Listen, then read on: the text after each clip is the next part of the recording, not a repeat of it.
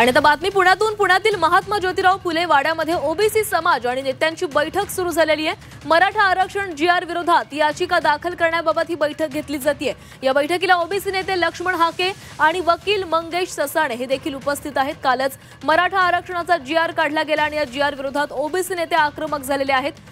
मराठा आरक्षणाचा जीआर म्हणजे ओबीसी आरक्षण संपलं असं समजा, अशी प्रतिक्रिया लक्ष्मण हाके यांनी दिलेली होती। आणि आता पुण्यातील फुले वाड्यामध्ये ओबीसी नेत्यांची बैठक सुरू झालेली आहे।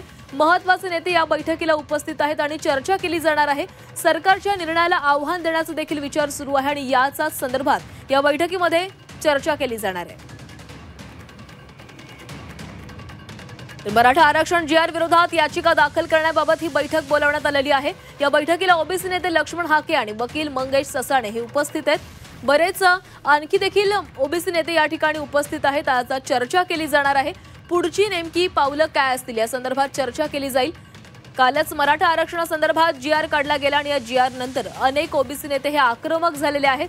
ओबीसींच्या आरक्षणाला धक्का लागला आणि याचवरून आता हे ओबीसी नेते आक्रमक झाल्याची भूमिका अनेकांनी व्यक्त केलेली होती, प्रतिक्रिया दिलेली होती। आता त्यानंतर ही महत्त्वाची बैठक बोलावण्यात आली आहे। पुण्यामध्ये ही बैठक सुरू झालेली आहे आणि या संदर्भात अधिक बोलत आमचे प्रतिनिधी निलेश खरमरे आपल्या सोबत आहेत। निलेश, पुण्यातील फुलेवाड्यामध्ये ओबीसी नेत्यांची बैठक सुरू झालेली आहे, काय अधिकची माहिती आहे?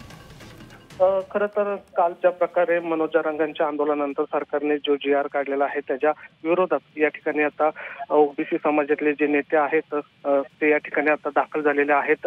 एवढंच नाही तर महात्मा ज्योतिराव फुले यांच्या पुतळ्याला अभिवादन करून त्यांनी आता या ठिकाणी मौन आंदोलन जे आहे ते सुरू केलेलं आहे।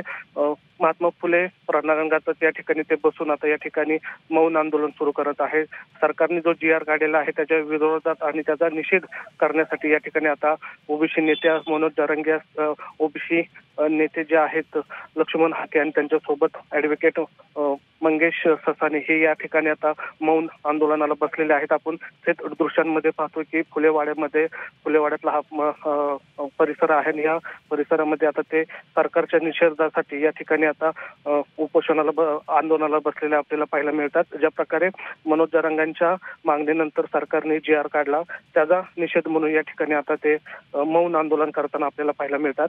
या आंदोलनानंतर या ठिकाणी आता ओबीसी समाजाचे नेते आणि काही मंडळी आहेत ते बैठकीला बसणार आहेत आणि या बैठकीमध्ये याचिका दाखल करण्याबाबत चर्चा सुद्धा होणार आहेत आणि पुढील 4 ते 5 दिवसात हायकोर्टामध्ये कशा प्रकारे याचिका दाखल करता येईल त्याची या ठिकाणी चर्चा सुरू होणार आहे। मात्र त्यापूर्वी त्यांनी या ठिकाणी आता मौन आंदोलनाला सुरुवात केलेली आपल्याला पाहायला मिळते फुलेवाड्यामध्ये।